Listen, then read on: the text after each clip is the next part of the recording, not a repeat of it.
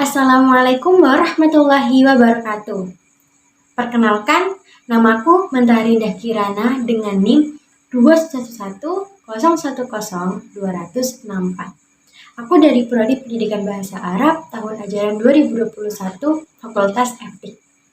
Tujuan aku membuat video ini untuk memenuhi tugas ujian akhir semester mata kuliah studi Quran dan Hadis Tarbawi. Aku perwakilan dari kelompok 13 dengan pembahasan kali ini yaitu instrumen pengajaran dalam Al-Quran pada surat Al-An'am ayat 74 sampai 78. Kita simak ya sampai akhir.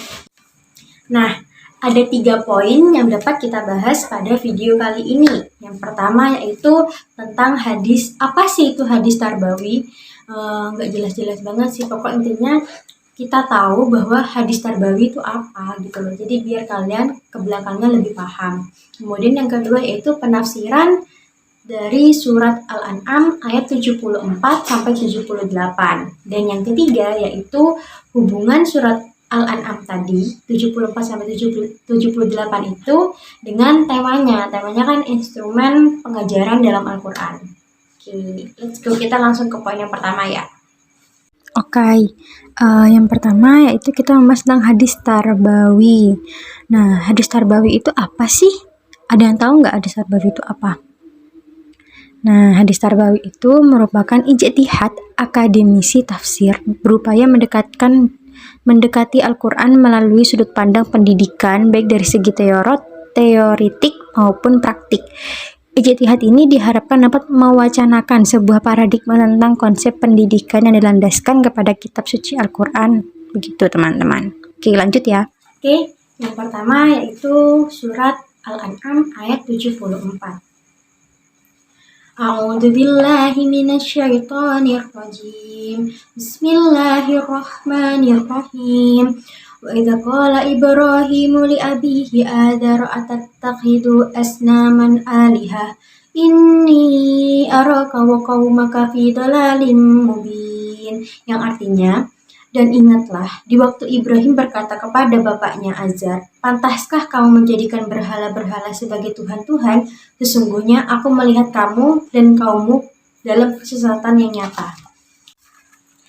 Menurut Quraisy Shihab bahwa Azar adalah bapak Nabi Ibrahim. Dengan kata orang tua, alasan beliau ini merujuk kepada Quran surat Yusuf ayat keempat yang berbunyi idz qala Yusufu li abihi. Para ulama berbeda pendapat menyangkut Azar ini, apakah dia ayah kandung Nabi Ibrahim alaihissalam atau pamannya. Sebagaimana mereka berbeda pendapat tentang kata itu, apakah dia nama ataupun gelar, serta maknanya, dan mengapa dia dinamai demikian. Menurut Al-Marigi, maksud berhala-berhala ini adalah patung-patung yang dipahat dari batu, kayu, ataupun logam. Tidak layak bagi orang yang berakal untuk menyembah apa yang sebanding dengannya dalam penciptaan.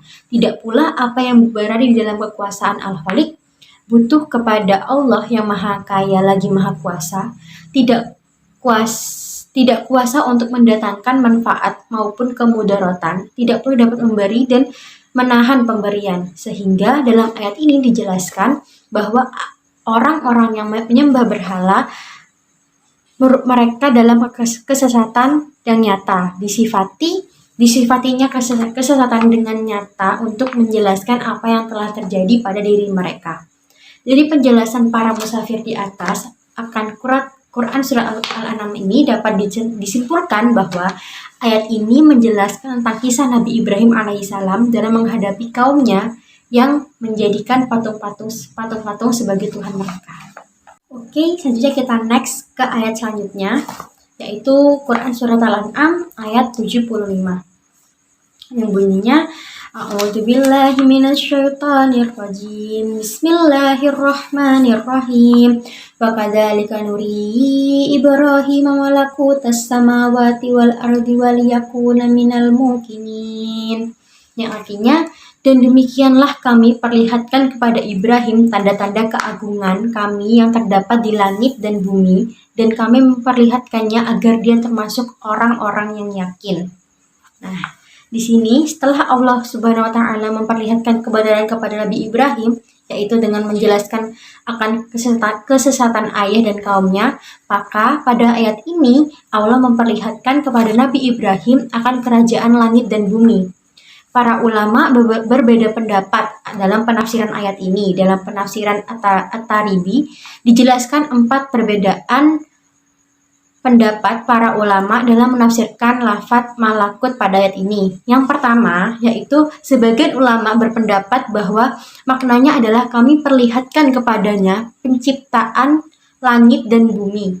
Yang kedua, yaitu berpendapat bahwa lafadz al-malakut ini artinya kerajaan.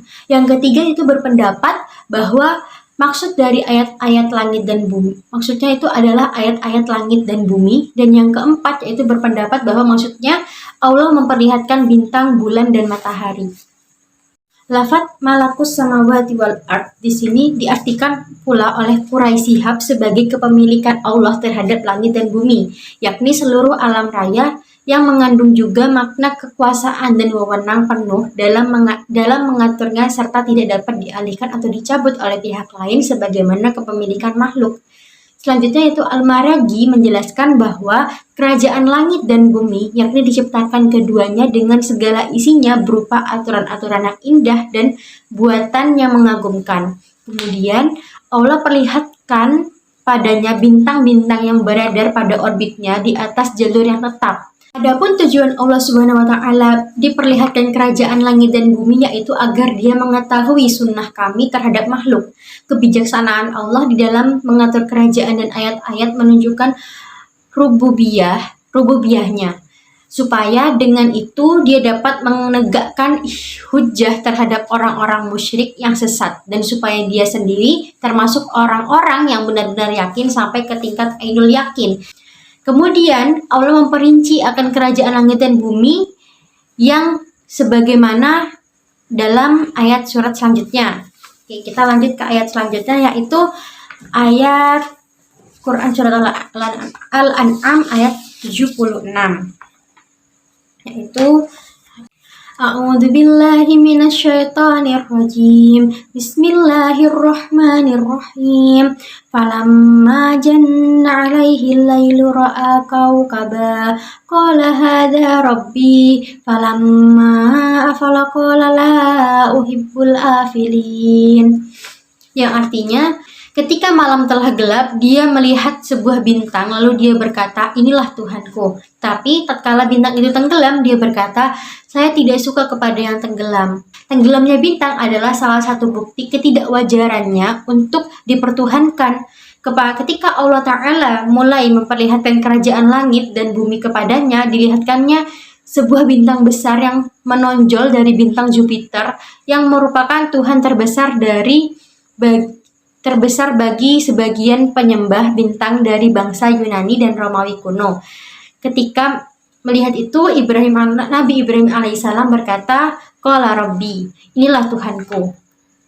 Perkataan ini dikemukakannya di dalam forum perdebatan dan adu argumentasi dengan kaumnya sebagai permulaan.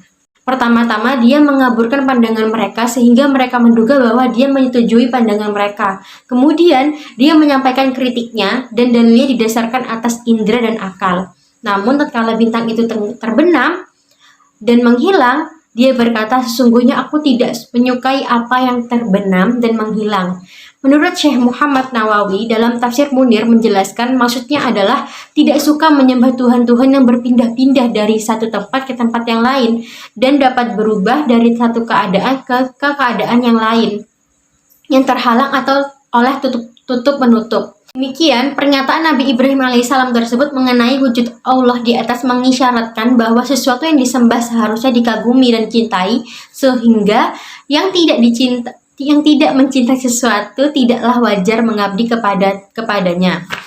Memang bisa saja seseorang menyembah sesuatu karena takut kepadanya, mungkin kepada Allah ya. Tapi yang demikian itu tidak merupakan puncak pengabdian atau bahkan tidak wajar dinamai ibadah. Ibadah yang sebenarnya adalah yang berpangkal dari rasa kagum dan cinta kepada Tuhannya. Yaitu kita ke ayat selanjutnya, yaitu surat Al-An'am ayat 77. A'udzu billahi minasyaitonir rajim. Bismillahirrahmanirrahim. Falamma ra'al qamara bazighan qala hada rabbi falamma afala qala illam yahdini rabbi lakunanna minal qaumid dallin. Yang artinya, kemudian tatkala dia melihat bulan terbit, dia berkata, inilah Tuhanku. Tetapi setelah bulan itu terbenam, dia berkata, sungguhnya jika Tuhanku tidak memberi petunjuk kepadaku, pastilah aku termasuk orang-orang yang sesat. Terbukti bahwa bintang tidak pantas dijadikan sebagai Tuhan karena ia tenggelam, maka beralih kepada bulan yang cahayanya tampak lebih besar dibandingkan dengan bintang. Ketika melihat permulaan terbitnya bulan di balik ufuk, Nabi Ibrahim alaihissalam berkata, inilah Tuhanku. Penggunaan kata hada pada Quran surat Al-An'am ayat 77 di atas juga sebelumnya dan sesudahnya bukan saja menunjukkan sesuatu yang tertentu, tetapi juga mengandung makna bahwa yang ditunjukkan itu adalah sesuatu yang sebelumnya telah dicari lalu kini ditemukan. Bulan itu tenggelam sebagaimana halnya bintang, maka Nabi Ibrahim alaihissalam berkata sambil mendengarkan kepada orang-orang sekitarnya, sekiranya Tuhanku tidak memberiku petunjuk dan taufik untuk mencapai kebenaran dalam mentauhidkannya, tentulah aku sudah termasuk kaum zolim yang tidak mencapai kebenaran dalam hal itu, sehingga mereka tidak mendapatkan petunjuk, menyembah selain Allah, mengikuti hawa nafsunya, dan tidak mengamalkan apa yang diridhoi oleh Allah Ta'ala. Ucapan Nabi Ibrahim alaihissalam tersebut berhubungan dengan penolakan yang telah dikemukakan ketika melihat bintang yang tenggelam, bahkan semua yang tenggelam, dan yang di sini bulan pun demikian. Dengan tenggelamnya bulan, terbukti bahwa jika beliau mempertuhankannya, beliau pasti sesat, dan karena itu beliau lanjutkan dengan berkata, pastilah aku termasuk orang-orang yang sesat. Ini setelah jelas bahwa hal ini kebenarannya benar-benar tampak, sebagaimana ayat selanjutnya, yaitu ayat 78 yang berbunyi, A'udzu billahi minasyaitonir rajim. Bismillahirrahmanirrahim. Falamma ra'a asy-syamsa bazighatan qala hada rabbi hada akbar. Falamma afalat qala ya qaumi inni bari'um mimma tusyrikun. Artinya, kemudian tatkala ia melihat matahari terbit, dia berkata, inilah Tuhanku, ini yang lebih besar. Maka tatkala matahari itu terbenam, dia berkata, hai kaumku, sesungguhnya aku berlepas diri dari apa yang kamu persekutukan.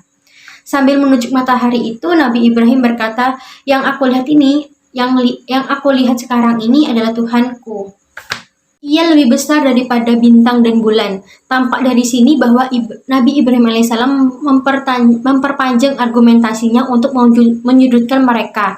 Dalam pembicaraan ini pula terdapat pendahuluan untuk menegakkan hujjah atau atas mereka. Tafsir At-Tabari dijelaskan bahwa berita dari Allah Subhanahu wa Ta'ala tentang ucapan Nabi Ibrahim ketika melihat bintang, bulan, dan matahari sama sekali bukan karena ketidaktahuan beliau bahwa semua itu bukan Tuhan, namun sebaliknya, ungkapan tersebut merupakan pengingkaran bahwa semua bukan Tuhan, juga dalam rangka melecehkan kaumnya yang menyembah berhala. Poin yang ketiga, yaitu hubungan surat Al-An'am ayat 74-78 dengan instrumen pengajaran dalam Al-Quran. Adapun kesinambungan atau hubungan antara ayat di atas dengan segi pembelajaran keilmuan, lebih tepatnya kepada pendidikan, di mana pendidikan merupakan hal yang penting bagi kehidupan manusia. Secara kodrati, manusia membutuhkan pendidikan, salah satunya pendidikan yang paling dasar ditanamkan adalah pendidikan keimanan dalam bentuk pendidikan tauhid. Karena pada dasarnya manusia memiliki fitrah berupa keimanan kepada Allah yang dilahirkan dengan dibekali fitrah untuk beragama tauhid. Begitu pula para rasul dalam menyampaikan risalahnya untuk menanamkan tauhid ke dalam jiwa umatnya, mengajak mereka supaya beriman kepada Allah, menyembah, mengabdi, dan berbakti kepadanya dengan melarang berbuat musyrik kepadanya. Demikian yang dapat saya sampaikan, kurang lebihnya mohon maaf. Jangan lupa di like, comment, and subscribe. Makasih. Wassalamualaikum warahmatullahi wabarakatuh.